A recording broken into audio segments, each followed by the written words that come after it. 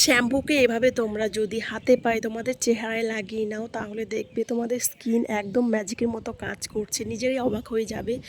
এই শ্যাম্পু আর হলুদ দিয়ে তোমাদের স্কিন যেখানে কালো দাগ আছে, যেখানে ডার্লেস পড়ে গেছে, খুব ময়লা জমে গেছে এবং যাদের স্কিন খুবই কালো, তারা একদিন মাখার পরই রেজাল্ট পাবে দুর্দান্ত, আর নিজেরাই ভীষণ অবাক হয়ে যাবে। তো বন্ধুরা চলো আজকে তোমাদের সাথে শেয়ার করছি এই শ্যাম্পু আর হলুদ দিয়ে তোমাদের একটি দারুণ হোম রেমেডি স্কিন কেয়ারের।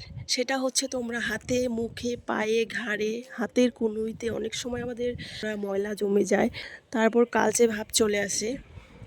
তো অনেকে তো আমরা দেখতে অনেকে ফর্সা কালো থাকি।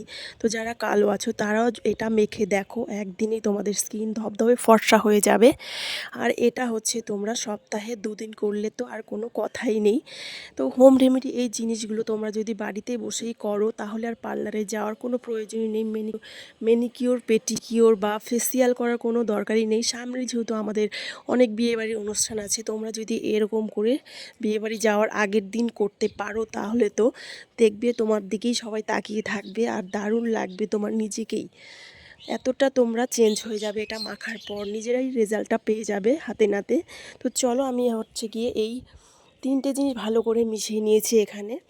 তো হলুদ, শ্যাম্পু, তার সাথে দিয়েছি একটু বেসন, ব্যাস এই 3টি জিনিস দিয়ে তোমরা কিন্তু দারুণ সুন্দর রেজাল্ট পাবে। তো দেখো এখানে আমি প্রথমে তোমাদের দেখাচ্ছি হাতে মেখে।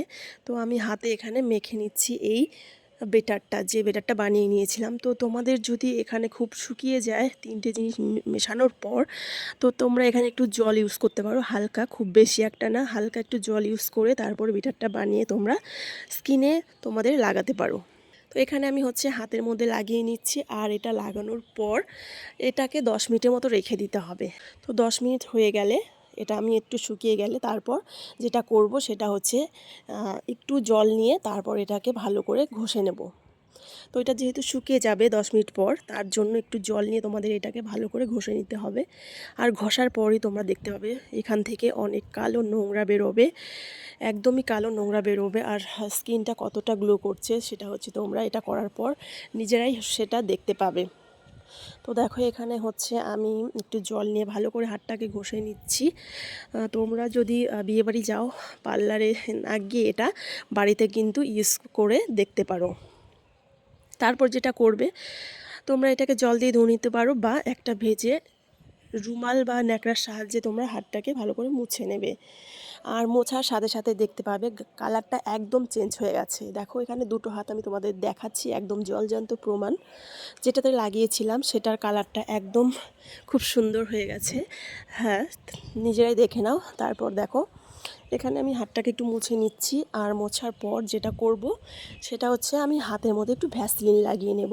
আর তোমরা যদি এটা মুখে অ্যাপ্লাই করো তারপর কিন্তু কোনো নাইট ক্রিম বা নারকেল তেলের সাথে ভিটামিন ক্যাপসুল মিশিয়েও লাগাতে পারো।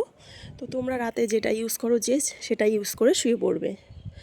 আর এটা দিনে করার থেকে আমার মনে হয় রাতের দিকে করলে একটু ভালো রেজাল্ট পাওয়া যাবে। তো সেই জন্য চেষ্টা করবে তোমরা যদি মুখে হাতে পায়ে লাগাও রাতের দিকে করবে। তো আমাদের রান্না করার পর হাতে অনেক অনেক তেল ছিটে আসে, আগুনের তাপে হাতের কালার চেঞ্জ হয়ে যায়, কালচে হয়ে যায়।